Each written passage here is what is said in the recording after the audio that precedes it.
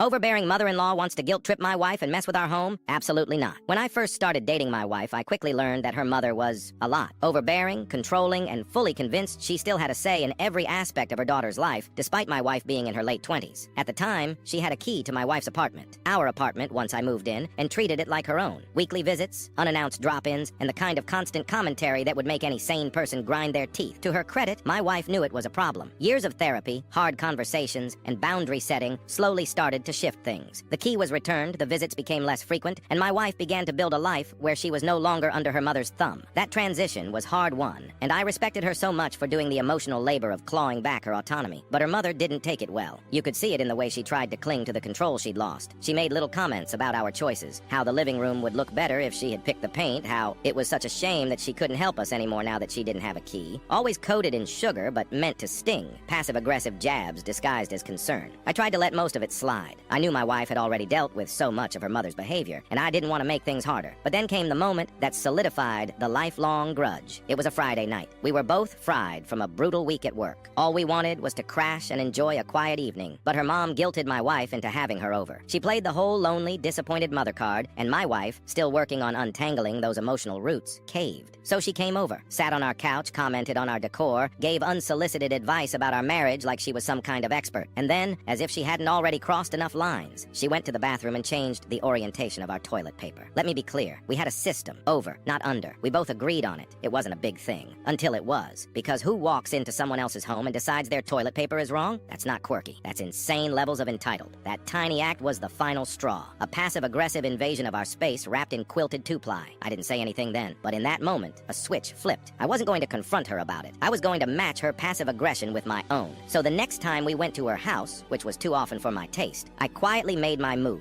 I changed the toilet paper orientation in every single bathroom. 3 of them. 1 upstairs, 1 downstairs, 1 in the guest wing. All flipped. I didn't announce it, didn't gloat, just made the switch and went about my visit like everything was normal, and I've done it every visit since, for 15 years. Every holiday, birthday, barbecue, whenever we step foot in her house, I flip the toilet paper. I've done it so consistently that I imagine she just assumes it's some strange, natural phenomenon. Maybe she knows it's me, maybe she doesn't, but she's never said a word about it. And more importantly, she has never touched our toilet paper again. It's a petty act, a stupid small hill to die on, but it's mine. It's my tiny rebellion against a woman who once tried to manipulate and guilt her daughter into submission, a symbol that we draw the line in our home, and that she doesn't get to cross it.